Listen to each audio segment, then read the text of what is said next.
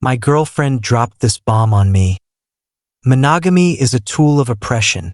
You ought to feel lucky I'm still keeping you around while I sleep with whoever I want. I just nodded and said nothing. That same night I packed my things, got my name removed from the lease, and sent a detailed account of our conversation to her ultra-conservative pastor father. The next day she came running to my workplace in tears.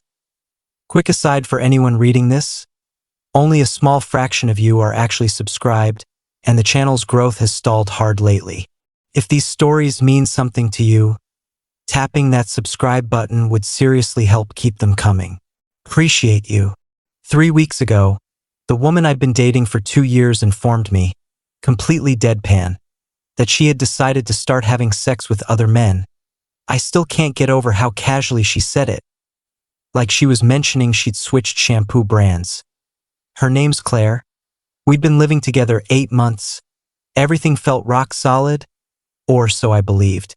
We had a nice 2-bedroom downtown, both our names on the paperwork. We'd even started tossing around the idea of rings sometime next year.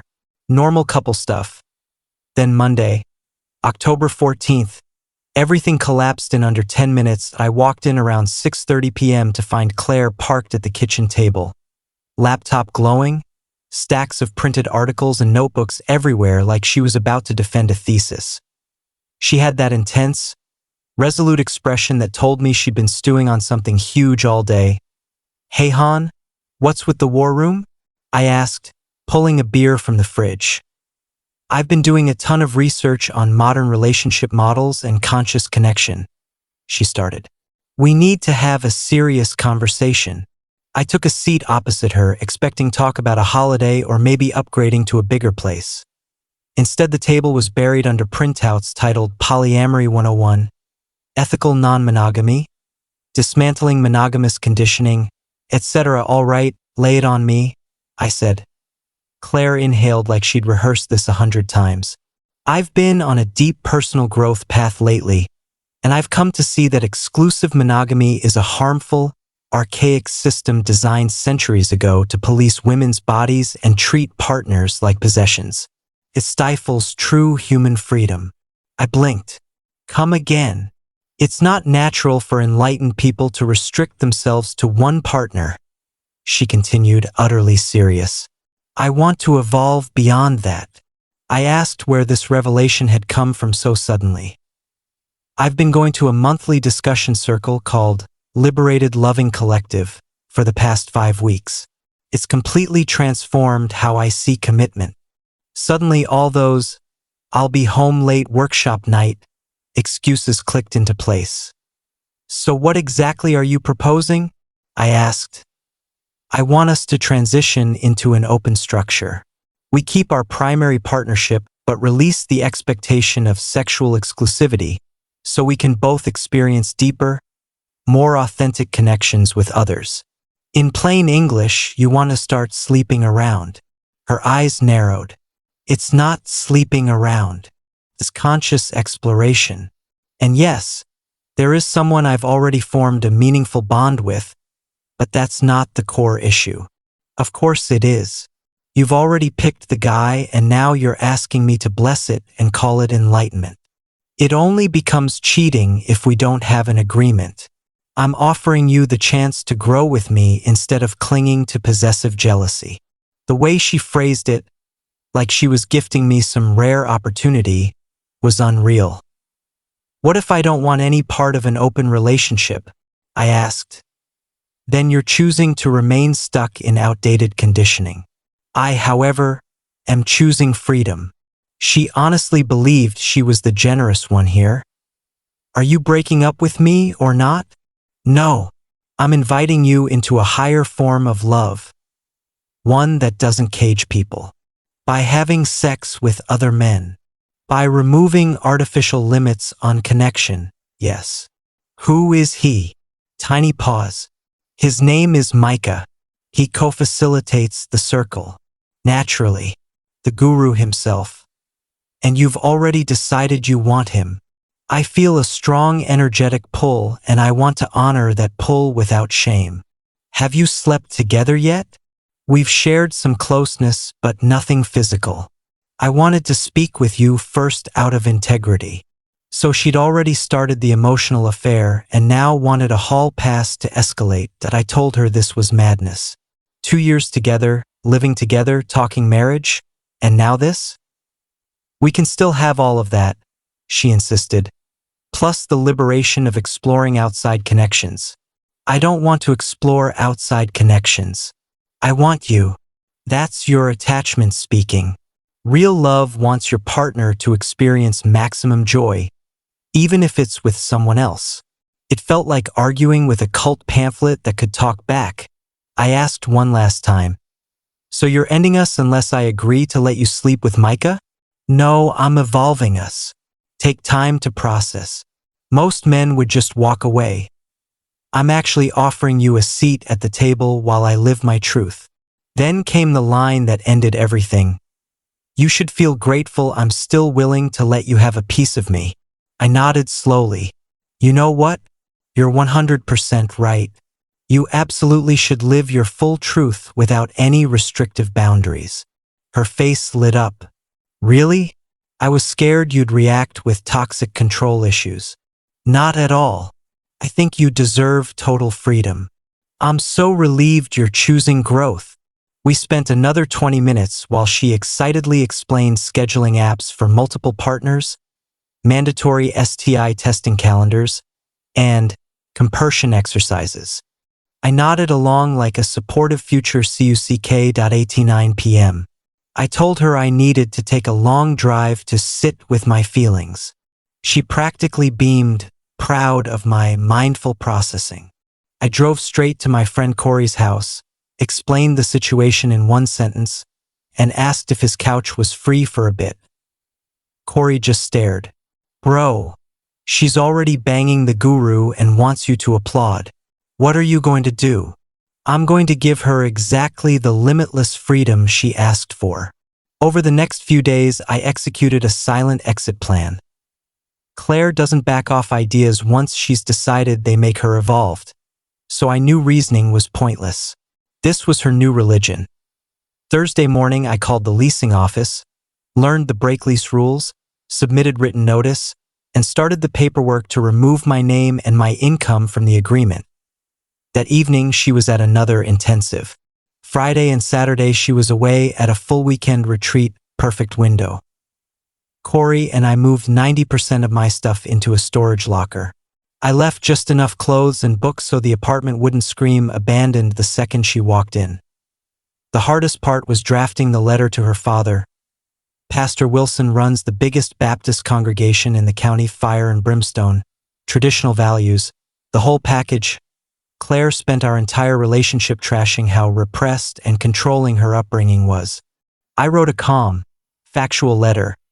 Claire and I are parting ways because she no longer believes in monogamy and wishes to pursue multiple intimate relationships, including one that has already begun with a man named Micah who leads the workshops she attends. I enclosed the glossy workshop brochures she'd left lying around, the ones that talk about smashing the monogamy matrix and sacred sexuality without possession. No commentary from me, just the raw material for Pastor Wilson to connect his own dots. Dropped it in the mail Monday, October 21st, exactly 7 days after her announcement. Monday night, my phone exploded. She'd come home, noticed empty shelves, started panicking. Jake, where's your Xbox? Where are all your jackets? I cleared some space. You said you needed room to grow. This isn't what I meant. You said artificial limitations are harmful. Figured cohabitation was another artificial limitation. She called 19 times. I let it ring. Tuesday and Wednesday, more frantic texts while I apartment hunted. Wednesday morning, my phone rang. Unknown number. Jacob? This is Pastor Wilson. I received your package. Good morning, sir. Is everything you described accurate? Word for word what Claire told me last Monday, sir. She said monogamy was created by the patriarchy to oppress women, and that she should be free to form connections with others while I remain grateful to still have partial access to her. Long, heavy silence. And this Micah individual? She described him as the co-facilitator of the liberated loving events.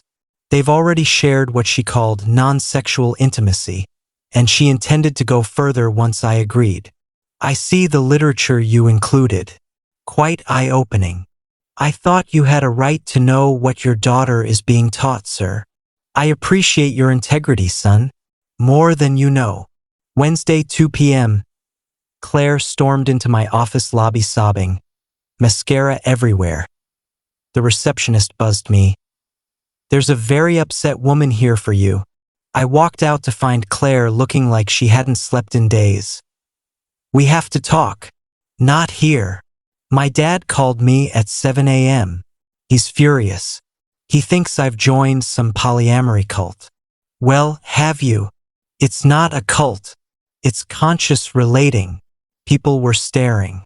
My boss stepped out of his office. Claire, you're making a scene at my job. I'll stop the workshops. We can do normal couples therapy. Please. What about Micah? I'll cut contact if that's what you need. 2 weeks ago you told me I should be grateful you were gracious enough to keep me around while you explored him. Remember, I was wrong. I got swept up. Wrong? Or just facing consequences you didn't expect? My boss cleared his throat. Everything okay, Jake? We're done here, I said. Claire left crying. The fallout snowballed fast. Pastor Wilson apparently read her the riot act. Extended family got involved. Her Instagram turned into a passive-aggressive spiral posts about partners who punish your growth and fragile masculinity. By Friday, her tune changed to cryptic quotes about abandonment and fair-weather love. Monday, October 28th, Pastor Wilson called again. Jacob, quick update, Claire is moving home for a while. She's stepping away from those events and doing some serious reflection. That's probably for the best. She asked me to tell you she's deeply sorry and wants to make things right. I appreciate the message, sir, but she was crystal clear about what she wanted. I'm just respecting her stated wishes. You're a better man than most. I'm sorry she hurt you. Tuesday night, Claire herself called. Jake. I've been doing nothing but thinking. Okay. Everything I said was insane. Micah was extremely charismatic and made polyamory sound like the only moral choice. But the second my dad threatened to cut me off and you actually left, Micah ghosted. Said he couldn't handle the drama. So the conscious relationship evaporated the moment it got inconvenient. I know how that looks. You blew up a 2-year relationship for a guy who ditched you the minute it stopped being easy. And now you want to crawl back to the possessive, unevolved boyfriend you insulted. I was an idiot. I love you. I want us back. Exclusive, no workshops, nothing. Just us. Until the next charismatic guru convinces you monogamy is oppression again. That won't happen. How can I ever trust that? Silence. You can't, she whispered. I have to earn it. Claire, the problem isn't that you considered new ideas. The problem is you were ready to throw us away after 3 weekends of some smooth-talking facilitator telling you what you wanted to hear. And you honestly thought I should thank you for keeping me on the shelf while you sampled the new model. I was selfish and dressed it up as spirituality. Exactly. And now that selfishness has a price tag, you want a do-over. More crying. What would it take for you to give me another chance? Honestly, I don't think there's anything. You didn't just want to leave. You wanted me to smile and call myself lucky for the crumbs. That level of disrespect doesn't unhappen. We spoke another 20 minutes, circling the same points. She wanted to rewind the tape. I refused to hit play again. That was 8 days ago. She's living at her parents' now, attending church counseling 3 times a week. Mutual friends keep texting me. She's really torn up. Maybe hear her out? My answer stays the same. She asked for total freedom to explore authentic connections without artificial limitations. I simply removed the last artificial limitation. She's free now. I've got my own place again. New neighborhood, clean start. The whole ordeal taught me one thing. Never build a future with someone who can discard 2 years of love because a workshop bro called monogamy, patriarchal programming, and made her feel special for 3 Tuesdays in a row. Claire can find a partner who's thrilled to be her primary, while she chases whatever shiny ideology comes next. That partner won't be me.